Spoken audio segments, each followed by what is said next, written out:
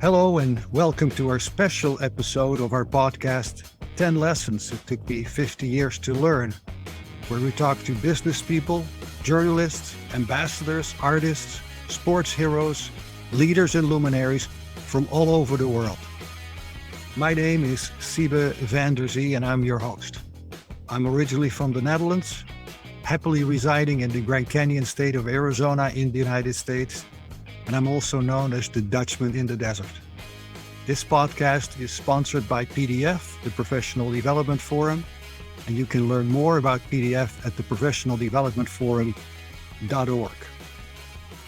Today's episode is a special one because we are at the end of the year, ready to begin a new year and a new chapter in our lives. It is interesting how we can discuss, analyze, and know everything in detail about what took place this past year. And of course, we don't really know what the next year will actually bring us. We set our goals and resolutions. We try to keep reasonable expectations. And yet, every new year comes with surprises, right? Keep this in mind when you listen to this very special episode of our podcast about some unique life lessons based on highly unexpected and very serious challenges. And I hope you will agree, nothing beats perseverance. Perhaps something to keep in mind when you consider your own journey into the next year, into the future. On behalf of our team at 10 Lessons Learned, I wish you all the best in the new year. Our guest today is Conrad Taylor. Welcome, Conrad. Oh, delighted to be here. Thank you. Conrad is a very impressive individual. He grew up in the country of Guyana in South America, located just to the east of Venezuela, to the north of Brazil, to the west of Dutch Guyana, known as Suriname, the country. And he has a long-standing, over 35 years experience in business, including as a CEO at 3 multinationals, 2 mid-sized companies, and 2 startups. He holds a bachelor's degree in engineering from the famous United States Military Academy at West Point and a master's degree from the Sloan School of Management at MIT in Boston. Wow, what a background. Now, Conrad ventured into the unknown when he wrote his award-winning memoir, Path to Freedom, My Story of Perseverance. It is a very powerful story about survival, his survival. His book is displayed at the famous Smithsonian Institute in its museum library. Very impressive. Conrad currently serves on the Council of Senior Advisors for the Cicero Group, a well-known management consulting firm. He loves making a difference. Most importantly, in my opinion, he is a lifelong soccer fan. Welcome, Conrad. Thank you for joining us. Thank you, Siebe. Very nice to have you as a guest on this podcast. We'll be talking about wisdom, and your background is impressive. And I know, of course, a lot of details about your background. It has been an amazing journey, highly successful in business, and you currently still are active in business. But the first part of your life, and you're going to share that with us, is something that I think makes a deep impression on many people around the world. So we're very happy to have you here. And before we get into the lessons learned, I'm curious, is there perhaps a first lesson in business that you learned that you can share with us? Siebe, yes. It was one of those things that at the time you didn't know you were learning it. But what I learned was my first lesson was to embrace my being a collaborative situational leader. And, the collaborative side of me appreciates others with humility and, values everyone's opinion. And the situational side of me knows when to step up and when to step back. And that was a lesson that I think has served me well throughout my career. Collaborative leadership, you mentioned that. Correct.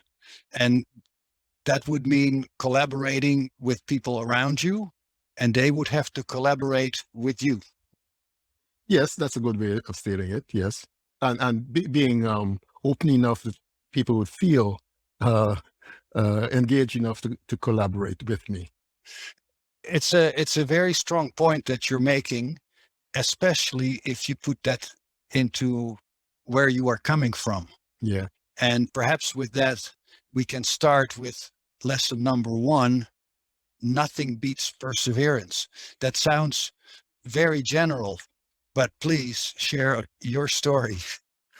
Well, there are several dimensions to this story, which occurred, I would imagine, if you try to put the time frame, in the 50s and 60s. I grew up in Guyana, South America. And in the 60s, 70s, 80s, actually late 60s, 70s, 80s, I came of age in the United States also. And as I mentioned, growing up in Guyana in those years, it was a different time than it is now. I grew up in a remote mining town deep in the upper reaches of the Amazon rainforest, and humble beginnings. My dad was a tailor, and subsequently, at some point, became a welder. And that bauxite mining town was one that was typical of frontier towns that you find all over the world. Certainly in the US here also, as the West was one, so to speak.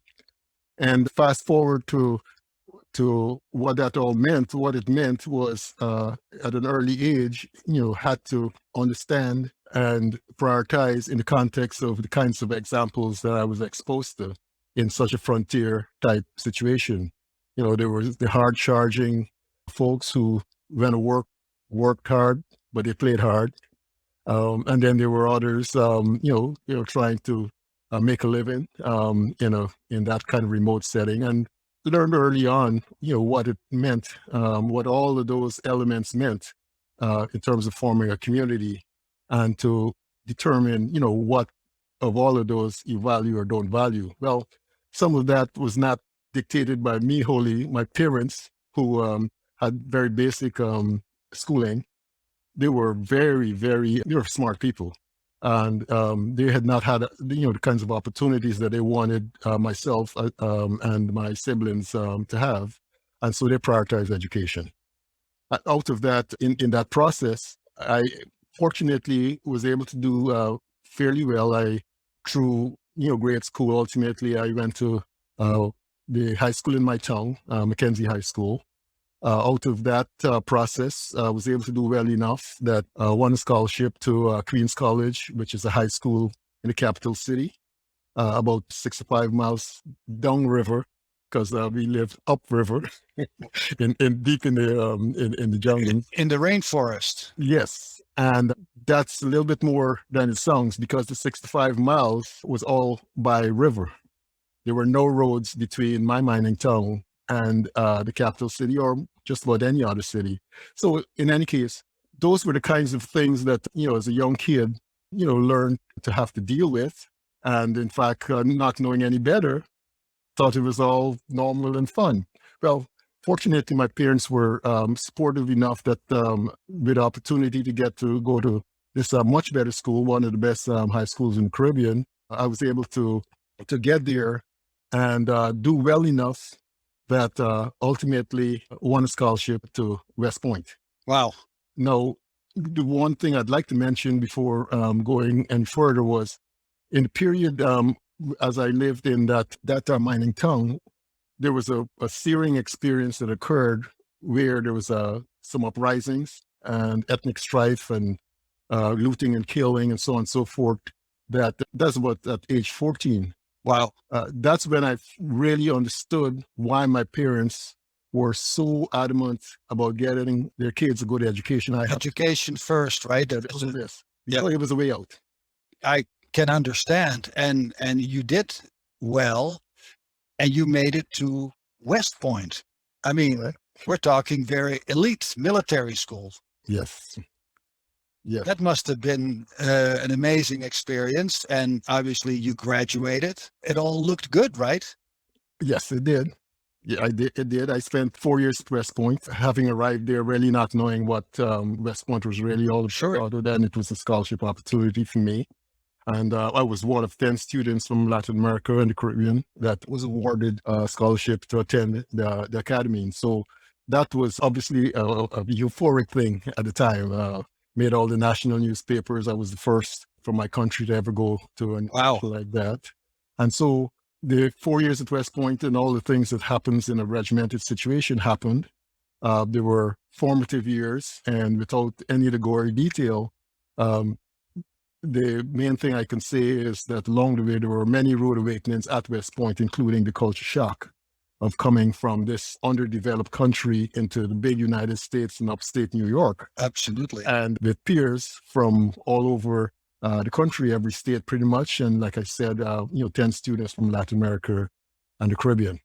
And having said all of that, that became a crucible for me to return to Guyana armed with an engineering degree and military training that supposedly was going to be an asset. A hero. Yes. Turning to your home country. Absolutely. Well-trained, a good education, and returning eagerly to serve. And then what happened? Well, West Point turned out to be a liability rather than an asset. What happened was because of West Point, what did happen was I arrived, let me back up a little bit. The key point is when I left Guyana, it was pro-American and democratic. Mm-hmm. When I returned to Guyana 4 years later, it was anti-democratic, rather it was anti-American. Mm-hmm. It was a totalitarian state, and it was aligned with the Soviet bloc. Wow. That became a soup that got me almost drowned, killed. And the reason for that was that my military training at West Point occurred in a way that the folks back in Guyana did not really fully understand what that was all about. What they saw was a potential threat. And the paranoia of the time and power and everything else. Were you considered a spy? Yes, that was really ultimately felt that I was in cahoots with the United States to potentially overthrow the government. Of course, that was the furthest thing from my mind. Didn't really understand any of that, and really didn't understand initially what you went back to your native country. Yes, expecting to have a really good time contributing to the country's development, and had all the tools I felt to do that, but wasn't allowed to do that. Instead, within the first month or so, I was placed on a house arrest. I was jailed, was put on a watch list, and just a whole bunch of other repressive measures that were now part of what Guyana had become, which, of course, I was unaware of before coming back. I mean, we're talking about your lesson, nothing beats perseverance. I mean, when you go through this experience as you have, how did you get out of there? Well, over a period of 4 years, there was a variety of gates, so to speak. The first part of my, beyond being, thrown in jail, etc., I went into the army, and as opposed to the normal things you think about in terms of, someone with my kind of background and training, the army was really a punitive type step. It was a way to kind of make sure that it had eyes on me in a way that only in the military you could be subject to, the kind of close discipline and scrutiny that in this particular case the paranoia produced. Wow. So anyway, so that part of it occurred early on. All my classmates at West Point had graduated as second lieutenants, went back to Guyana. My training at West Point was deemed irrelevant, and I went back as a cadet. And during that time, was denied promotion, while at the same time being given the responsibility of upper ranks, in fact, of a major. So supposedly, what I had to offer was of that caliber, that I had those responsibilities, but did not have the rank. Wow. There was a bunch of things that happened in between to get to that point. But in any case, the escape what happened was planned, an escape understanding that the situation was getting more and more untenable for a variety of things that had occurred. And one day I went home to my wife. At that time, we had 2 kids. I'd heard a newscast on my way home. The newscast had stated that one of the 2 West Pointers was involved in a national strike. Well, the other West Pointer was a gentleman by the name of Chetram Singh, who we went to West Point in the same class. technically, I was appointed first, and then a couple of weeks later, he was appointed to go to West Point. So we both went through this experience that I'm describing, at least certain elements of it. And because of all the things that we'd gone through together, we knew that when he was in trouble, I would be in trouble. When I was in trouble, he would be in trouble. So we had our own way of understanding what was going on. The fact that they were saying that on the national news said to me that the jig was up and that I had to get out of there. Went home, told my wife we're leaving. And again, without all the gore, which is there's more of that in the book, I was fortunate after a couple of missteps, was able to escape and arrived in the United States in January of 1977 in the cold on dead of winter. Wow. I mean, an impressive story. It makes me think, I know the second lesson that you gave me, dealing with uncertain situation, hones a figure it out mindset. And you have, I think, already addressed that quite a bit. You had to figure things out, being in a very, very difficult spot, and made it to the United States. And I see lesson number 3, you talk about a setback can be a setup for better. Yep. And that's really what evolved, right? After your very rough beginning and the treatment you received, you set yourself up for better. Can you address that a little bit? Yes, I can. There are 2 dimensions to that. The one that is implied by the way you asked that question, which is overall the trials and tribulations in Guyana. It prepared me in ways that at the time didn't fully appreciate. Yeah. The stages along the way after the military and after some difficulty I was allowed to leave the military and was employed by a British multinational. It had a subsidiary of pharmaceutical operation in Guyana. And I was initially employed there as an engineer to fix a problem. And ultimately I was promoted after success in that position to the production manager, basically, the plant manager. And when I arrived in the United States, the first thing that happened was after spending about 5 days in New York City with a big sigh of relief, because until we landed in New York, didn't know whether or not we were going to be taken off the plane and etc. Wow. Yeah.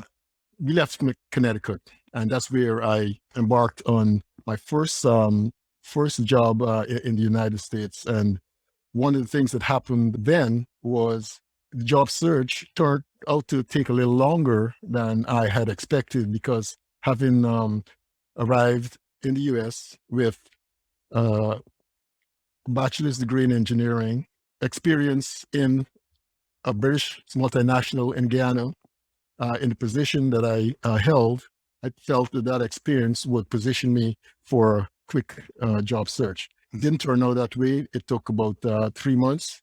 And when I got an offer, it was well below and incommensurate with my qualifications. But I was broke because I had arrived in the US for 15 Guyana dollars, which was not acceptable on the international money market exchange. So with that in mind, I did not negotiate. Took the position. You were happy to take the position. Happy to take the position, because despite the disappointment in terms of how long it took and the low offer, it meant that I could at least take care of my family in a way that had not been able to until that point. And so what happened then was within about a couple of weeks of taking the job, my bosses realized that this guy could do a little bit more than we had employed it for. My position at offer was to be a production control assistant at a medical device plant in Connecticut. And the thing that happened then was I assumed more responsibility within 2 weeks, Wow. but my pay did not change. Oh, But the fact of the matter was, I was committed to doing everything that I could to overperform. As a matter of fact, that my responsibility was to do that and to prove myself in a way that allowed me to ultimately be promoted ahead of schedule, but sometime after several months I'd already been underpaid. But the setback in that particular case allowed me to establish myself in this new corporate America, and with a track record now that I was able to take and move on to a better position elsewhere. I think that's a very, very strong point, and truly a lot of wisdom, because you took the job not because of the pay. You needed the job. Yes. But your mindset was, I'm going to work as hard as possible. I'm going to perhaps overperform, go beyond expectations, because somewhere I will succeed. Yes. And I think that's, of course, a lesson for many people. And I value that, when people talk about jobs that they were in, and not to say, oh, I don't like this job, but you make the best of it. And in that sense, that is something that is good to share. And I think it's very helpful for people in the current situation we're dealing with around the globe. Yeah. With lots of adversity, hard to find a job. So sometimes you take a job that is perhaps below the level where you think you're at, but you give it your best, and it will set you up for better, right? Absolutely. That's part of the lesson. Yeah. I agree with that. Yeah. Lesson number 4, don't be afraid to pursue seemingly career-ending opportunities. It's like a step up from what you just said, right? Career-ending opportunities, who would be interested? I was, and I think that that was in my mid-career period in terms of the things that were happening by then. Because after the first job and kind of being underpaid and still doing well, it then set me up to ultimately, for example, in the move, I moved to Massachusetts, and I went to work with Polaroid, and I was technical position in managing a pilot group that was doing research on one-step film. And during that process, that was a step up, a very well-known and dynamic company. And during that time, I felt that I milked my undergraduate for all it was worth. And so I applied to and got into MIT, where I was able to earn a master's degree that then allowed me to then step up further, which at that point meant that I was kind of on a track that at least had some promise. From a remote area, a rough terrain area in Guyana, going through your experience, West Point, coming back to your country where you were basically accused of being an American spy, you were treated poorly, you made it back to the United States, now you're in Massachusetts, following your career, getting your degree at MIT. Isn't that enough yet? Well, that's pretty good. But the fact of the matter is, you do those things, and you find yourself. At least I found myself. My leadership style, which I mentioned before, the collaborative, situational kind of thing, tended to fit the more risky kind of change agent type situation. And in fact, even before my degree at Polaroid in that supervisory position, it was a group that had been underperforming. And fortunately, it all worked out, terrific people, and got them engaged, and we did great things. Well, after leaving, I was recruited to go to Chicago to work with Baxter Healthcare. And in that capacity, I was able to cycle through staff and line positions with a whole lot of risk involved, because again, I don't know if I have a death wish or what, because the more problematic the situation, the more energized I got. And in the process, was able to do some stuff on a global scale. Was part of a team that developed Baxter's first worldwide manufacturing strategy, which allowed me to be able to interact with subsidiaries around the world, travel to other places to do part of what that meant, fact finding among other things, and developing strategy. spent some time in Brussels in that process, all the while, trying to break new ground, trying to find, the light in a dark room, find the switch, and treated every opportunity as if it was my last shot. And I would say that developing that kind of track record as a fixer ultimately didn't end my career. At some point, it led to my eventually becoming, the CEO of a faltering company a little bit later on in my career, among other things that happened while at Baxter. Was placed in a couple of turnaround situations there also.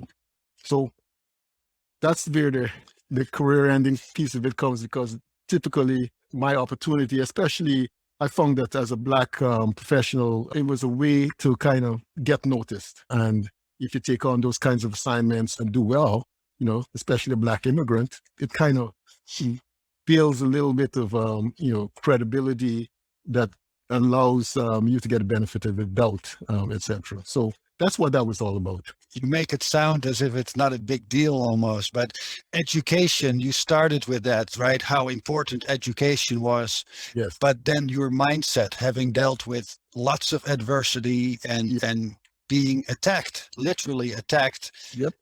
But your grit, your perseverance, and like you said, don't be afraid to pursue seemingly career-ending opportunities. Of course, you're not saying take a career-ending opportunity, but don't be afraid, because you may be able to turn things around, and that's exactly what you did. Kind of makes me think of lesson number 5, Conrad: make lemonade when served lemons. Yeah, well, it's along those lines. It was a situation where I learned early on in my career and subsequently bore out that a mistake made, corrected, and then learned from is a mistake well made. I found that being bold, added to my skill set. And as we talked about the high risk situations, solving problems in messy situations, declining markets, rising costs, inadequate resources, and the like. I've dealt with aspects of that and sometimes combinations of that in being able to not always do the best job, but do well enough, often enough, that it helped me stand out in ways that make me look back and say, you know what, that could have been defined as a piece of something, and I was able to make it into soup. Yeah. Yeah, interesting. And that's, of course, your mindset, your attitude. And at the same time, let's be real, it wasn't easy, right? You had a few successes, and from then on, it was just, going along. No, you had to deal with adversity.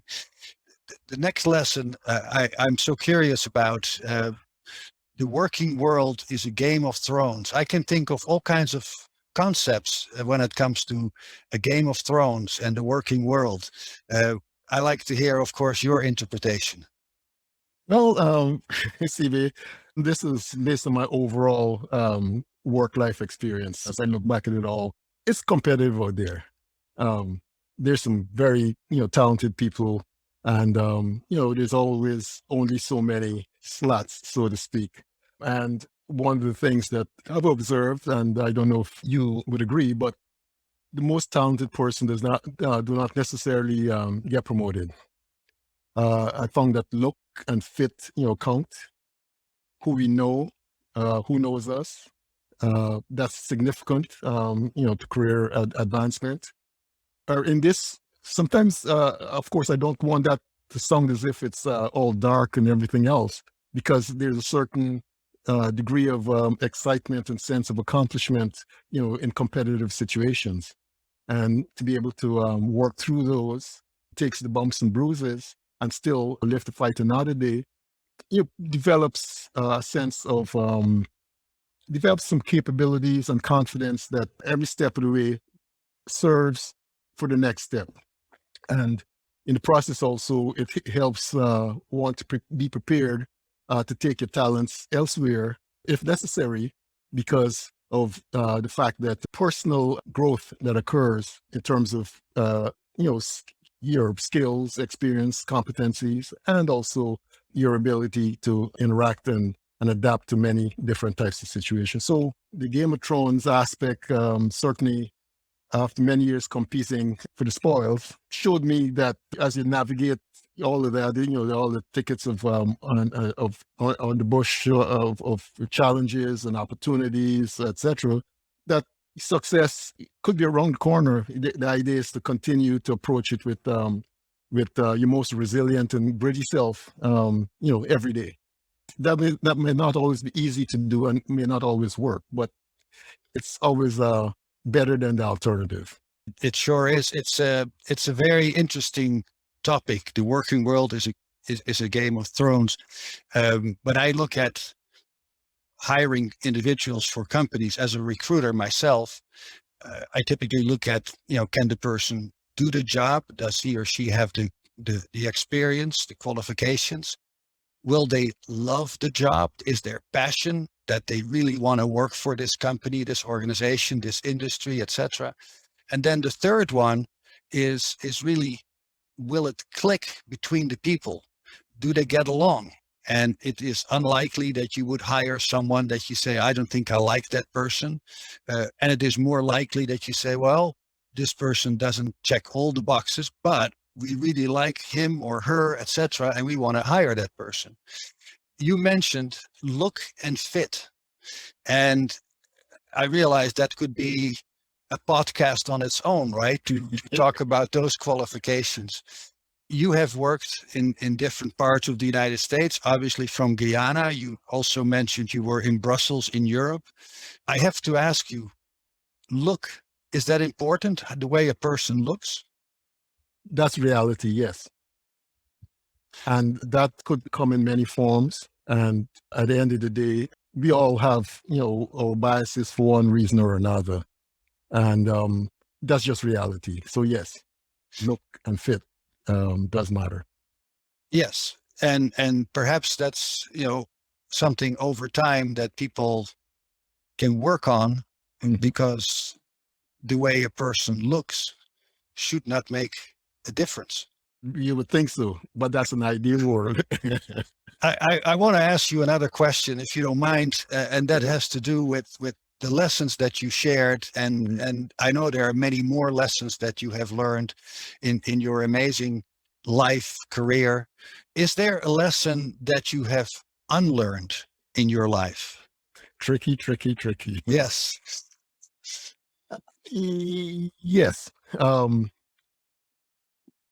I eventually had to admit that intent was not enough to achieve work-life balance. I once believed that the greater control that came with higher rank in an organization would make balance easily attainable. I learned that's easier said than done. And even for entrepreneurs, and you are an entrepreneur, and you could probably, I'd appreciate your comment there, but I had a few stints as an entrepreneur myself, and turns out that this control that we're talking about, kind of it's fleeting, and as much as you as an entrepreneur call the shots, that you also have to make a living. And you have to do additional things than if you worked in corporate America. And so that puts us in situations, whether it's corporate America or entrepreneurship, in a situation where reality steps in and the work-life pendulum swings to extremes, where you have an assignment or a new something to do and you got to immerse yourself in it. And so even as you do that, you wish you can do something else and supposedly you have control. But if you use that control in a way that sabotages the livelihood that you're trying to create, then, you got a different kind of problem. Now, of course, the other extreme is if you don't pay attention on the life side, to spouses, friends, et cetera, there's another problem that occurs. And in the end, however, my reality and what I had to learn is that was really not the key thing. It was not really attainable in that way. It's usually you could get it in cyclical terms, maybe for a week, for a month, for a year, you could be in balance. but life has a way of intervening. That's kind of what I eventually had to admit. A very, very good point. Very interesting. And no doubt you and I can talk much more about these things, and that's very tempting. But I thank you very much for participating in this podcast, where again, we dispense wisdom, and you provided a lot of wisdom. And I want to thank you for that, for participating. Thank you very much. I totally enjoyed the conversation, and great questions. Well, thank you. Thank you for your input, your information. You have been listening to the international podcast of 10 Lessons It Took Me 50 Years to Learn, produced by Robert Hossery and sponsored by the Professional Development Forum, PDF. PDF provides webinars, social media discussions, podcasts, and parties. For more information, please visit professionaldevelopmentforum.org. Thank you very much, and stay safe.